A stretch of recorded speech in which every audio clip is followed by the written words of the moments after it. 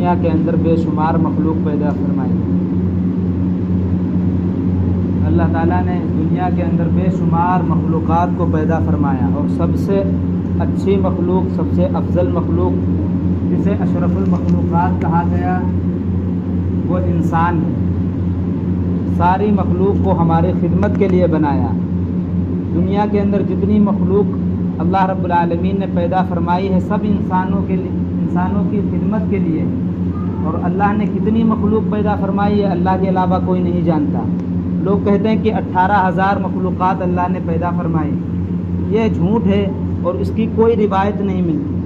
اللہ نے کتنی مخلوق پیدا فرمائی ہے اللہ ہی جانتے ہیں. واللہ یعلم جنود ربک، تیرے رب کے لشکروں کی تعداد تیرے رب کے سوا کوئی نہیں جانتا. لاکھوں قسم کی اور لاکھوں طرح کی مخلوق اللہ نے سمندر میں پیدا فرمائی. لاکھوں طرح کی مخلوق اللہ نے زمین پر پیدا فرمائی.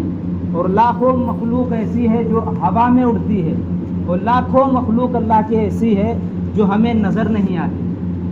جو یہ کہتے ہیں 18,000 مخلوقات اللہ نے پیدا فرمائی، اس کی کوئی روایت اور کوئی سند نہیں. یہ کہیں سنی باتیں ہیں، اور ہمیں ان باتوں پر عمل کرنا چاہیے، اور وہ باتیں ہمیں پھیلانی چاہیے جس کی کتاب و سنت میں جگہ ملتی ہے یا روایت اور حدیث اللہ کے نبی صلی اللہ علیہ وسلم سے ثابت ہے. اس لیے کہنے کا مقصد یہ ہے کہ اللہ نے بے شمار مخلوق پیدا فرمائے، اور سب سے افضل اور اشرف انسان کو بنایا، اور ساری مخلوق کو اللہ نے انسان کی خدمت میں لگا دیا، اور انسان کو اللہ نے اپنے لیے بنایا. قرآن پاک میں اللہ فرماتے ہیں وَمَا خَلَقْتُ الْجِنَّ وَالْإِنسَ إِلَّا لِيَعْبُدُونِ، کہ ہم نے انسان کو اور جنات کو محض اپنی عبادت کے لیے پیدا فرمایا.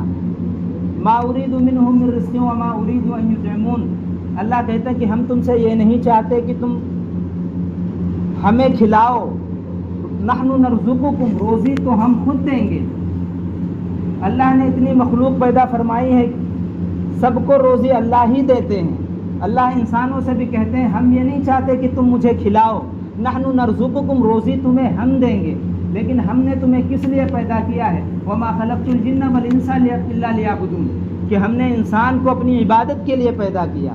کیا مقصد؟ کیا صبح سے لے کر شام تک ہم عبادت ہی میں مشغول رہیں یا عبادت ہی کرتے رہیں؟ کس نے کہا تم سے کہ صبح سے لے کر شام تک تم عبادت میں نیت باندھ کے کھڑے ہو جاؤ؟ ہر وہ کام جو ہم رسول کرم صلی اللہ علیہ وسلم کے طریقے کے مطابق کریں گے وہ عبادت ہے. اگر ہم کھانا کھاتے ہیں رسول کرم صلی اللہ علیہ وسلم کے طریقے پر کھاتے ہیں یہ عبادت ہے.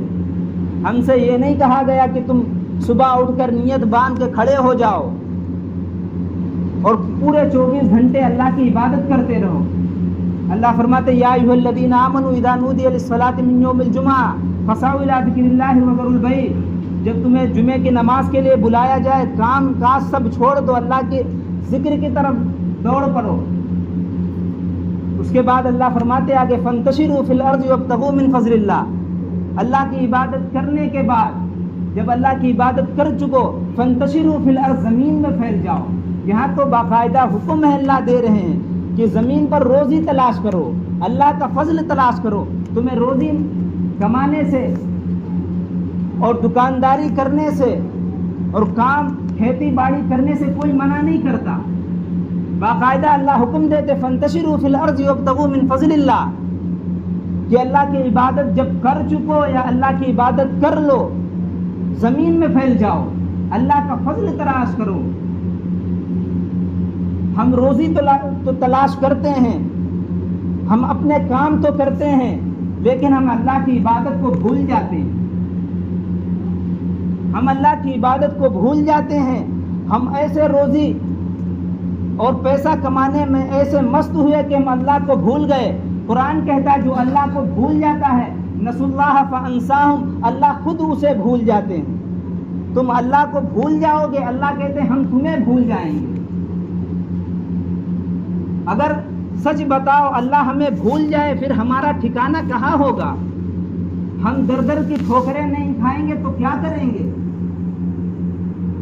ہم جب اللہ کو بھول جائیں گے، اللہ قرآن میں کہتے ہیں نسوا اللہ فانساہم، جو شخص اللہ کو بھول جاتا ہے اللہ بھی اسے اپنے آپ بھلا دیتے ہیں۔ آج ہم مسلمانوں کی سب سے بڑی بیماری یہ ہے کہ ہم اللہ کو بھول گئے ہیں، ہم اللہ کی عبادت کرنا بھول گئے ہیں، ہم رسول کرم صلی اللہ علیہ وسلم کے طریقے پر چلنا بھول گئے، اس لیے اللہ نے ہمیں بھلا دیا۔ پوری دنیا کے اندر مسلمانوں کے حالات پر غور کرو، مسلمانوں کے حالات پوری دنیا کے اندر دیکھو کہ جب سے ان لوگوں نے اللہ کو بھلایا، اللہ کی عبادت میں سستی کی، اللہ کے نبی صلی اللہ علیہ وسلم کی سنتوں کو چھوڑا، قرآن پاک کو چھوڑا، کیا حال ہو گیا ہے پوری قوم کا۔ کیا مسلمانوں کے ساتھ پوری دنیا کے اندر ہو رہا ہے ہم سب دیکھتے ہیں، ہم سب جانتے ہیں، لیکن سب سے بڑی اس کی وجہ یہی ہے کہ ہم نے اپنے اللہ کو بھلا دیا۔ اللہ نے فرمایا تو وما خلقت الجن والانس الا لیعبدون، کہ ہم نے تمہیں عبادت کے لیے پیدا کیا ہے، ہم نے تمہیں اپنے لیے پیدا کیا ہے۔ دنیا کے اندر اتنی مخلوق بنائی سب تمہارے لیے ہے، سب تمہاری خدمت پہ ہم نے لگا دیا ہے۔ جو شخص اللہ کا ہو جاتا ہے، اللہ کہتا ہے جو شخص اللہ کا ہو جاتا اللہ بھی اسی کے ہو جاتے ہیں، اللہ بھی اسی کے ہو جاتے ہیں۔ ہم نے اللہ کو بھلا دیا، اللہ نے ہمیں بھلا دیا۔ پوری دنیا کے اندر آپ حالات پر غور کریں، سوچیں، اپنے دل سے پوچھیں کہ پوری دنیا کے اندر جو مسلمانوں کے ساتھ ہو رہا کیوں ہو رہا ہے؟ آپ کے ملک ہندوستان میں کہ بہت اچھے حالات نہیں ہیں مسلمانوں کے ساتھ، اس کی وجہ کیا ہے؟ ہم نے اللہ کو بھلا دیا۔ ہماری مسجدوں کا آج حال کیا ہے؟ ہمارے مدرسوں کا حال کیا ہے؟ ہمارے علماء کے ساتھ کیا کیا جا رہا ہے؟ ہم سب کی ذمہ داری تھی کہ ہم اللہ کی عبادت کرتے، اللہ کے گھروں کو آباد کرتے، ہم قرآن کی تلاوت کرتے، اپنے بچوں کو قرآن پڑھاتے، ہم دین کے مطابق زندگی گزارتے۔ ہم رسول کرم صلی اللہ علیہ وسلم نے جو دین ہم تک پتھر کھا کر ہم تک پہنچایا تھا، صحابہ نے جو قربانیاں دے کر اس دین کو ہم تک صحیح سالم پہنچایا تھا، ہم اس پر عمل کرتے اور اپنے بچوں کو سکھاتے۔ ہم اپنے بچوں کو کون سا اسلام سکھا رہے ہیں؟ ہم کون سا دین اپنے بچوں کو سکھا رہے ہیں؟ جب ہم خود نماز پڑھنے کے لیے نہیں آئیں گے، تم سچ بتاؤ تمہارے بچے مسجد میں آئیں گے؟ جب تمہیں خود نہیں پتا اللہ کون ہے، جب تمہیں خود نہیں پتا رسول کرم صلی اللہ علیہ وسلم کی تعلیمات کیا ہے، تمہارے بچوں کو کیا معلوم ہوگا؟ فرمایا جب فرض نماز کے بعد سلام پھیرو، دیکھو پیچھے بچے نہیں ہیں تو اسی دن سے اپنے دین کی فاتحہ پڑھ لو، اسی دن سے اپنے دین کی فاتحہ پڑھ لو کہ تمہارے بعد مسجد میں پھر کوئی نہیں آئے گا۔ ہماری ذمہ داری تھی کہ ہم خود مسجد میں آتے، اپنے بچوں کو مسجد اپنے ساتھ لاتے، اپنے بچوں کی نگرانی کرتے کہ مسجد میں آتے ہیں یا نہیں آتے، کتنے وقت کی نماز پڑھتے ہیں۔ لیکن کہے وہ جو خود نماز پڑھتا ہو، جو خود دین کے مطابق زندگی گزارتا ہو، جو خود اللہ کے حکم پورا کرتے ہو۔ اللہ کی قسم اگر ہم اسی طرح اللہ کے دین سے اور اللہ کے گھروں سے دور ہوتے جائیں گے تو عنقریب ہماری مسجدوں کا حال اس سے بھی برا ہوگا۔ ابھی تو 2-4-10 لوگ آ جاتے ہیں، ظہر میں عصر میں آ جاتے ہیں، پھر ایسا ہوگا اذان دینے کے لیے کوئی نہیں ہوگا، نماز پڑھانے کے لیے کوئی نہیں ہوگا، ہم مر جائیں گے ہمارا جنازہ پڑھانے کے لیے کوئی نہیں ہوگا۔ ایسے علاقے بہت سے موجود ہیں، لوگوں کا انتقال ہوا، حافظ جی نہیں آئے، مولوی صاحب نہیں ملے، ان کا نماز جنازہ نہیں ہوا، ایسے ہی دفن کر دیا گیا۔ آپ کیا چاہتے ہیں ایسا ہی حال یہاں بھی ہو جائے؟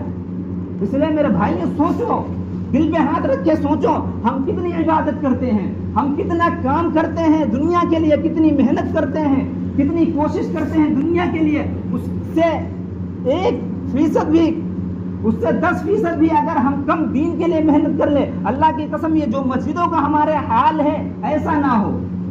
اس لیے ہم سب اللہ کے گھروں کو آباد کرنے والے بنے اور اپنے بچوں کو ضرور مسجد میں لائیں اور نمازوں کو پابندی کے ساتھ پڑھیں، قرآن کی تلاوت کریں۔ اللہ رب العالمین ہم سب کو